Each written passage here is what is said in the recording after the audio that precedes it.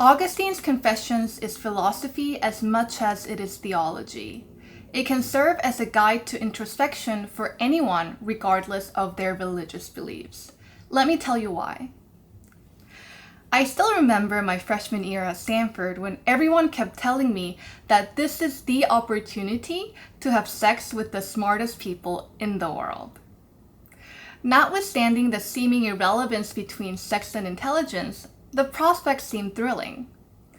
It was a kind of fear-ridden thrill, however, because I had grown up religious. And during the subsequent years, I struggled with my sexual desires because I didn't know how to view it. Was it bad? Was it natural? Or maybe both? But it definitely helped to know that St. Augustine from the 4th century shared similar internal turmoil. St. Augustine grew up in Thagast, which is now eastern Algeria, with a non-Christian father and a Christian mother. As a student, he did not expect to become a saint. Because he was so gifted intellectually, he was set for a successful career in public office. In looking back at a period when he had sexual relationships with concubines, he writes, "And what was it that I delighted in, but to love and be loved? But out of the muddy concupiscence of the flesh, and the bubblings of youth, mist fumed up, which beclouded and overcast my heart, that I could not discern the clear brightness of love from the fog of lustfulness." I think this last sentence, that he could not discern love from lust, can be interpreted in two ways. First is to interpret love as God, that he could not see God when he was immersed in lust. And second, and perhaps more intuitive, is that while what he originally wanted was love, it became difficult to tell love from lust. It's true that romantic love entails sexual desires, but in my personal experience, the kind of sexual desires you feel towards someone you deeply love is different from the kind of pure lust that you feel towards someone you don't necessarily love or even know that well.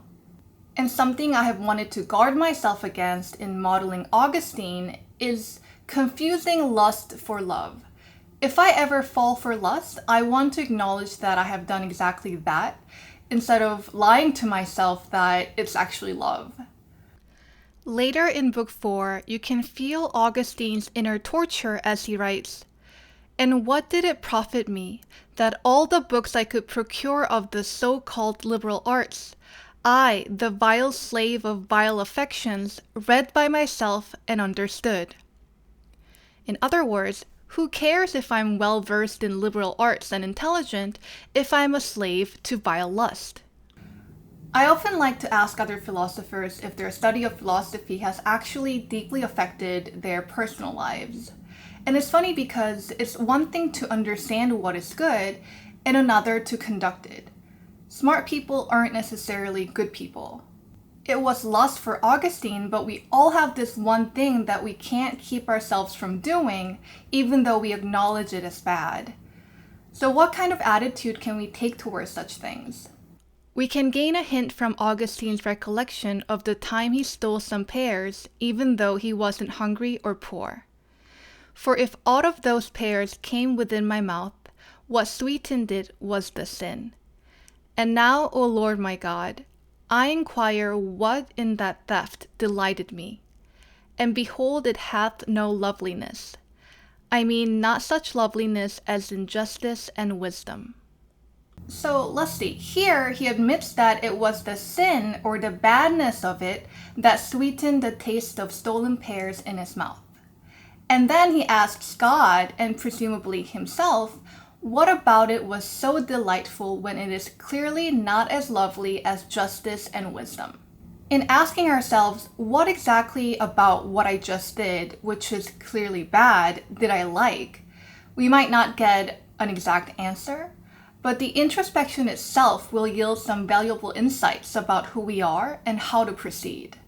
After examining different religious beliefs and philosophies, St. Augustine decides that the Catholic faith will lead him to truth. The most well-known part of the Confessions is probably his conversion in a garden that leads him to abandon worldly success and commit to God. While not all of us will have such a momentous experience, I hope we all continue to search for the meaning of life and who we are through introspection, like St. Augustine did. Subscribe to join me on my philosophical journey and have a philosophical week. Bye!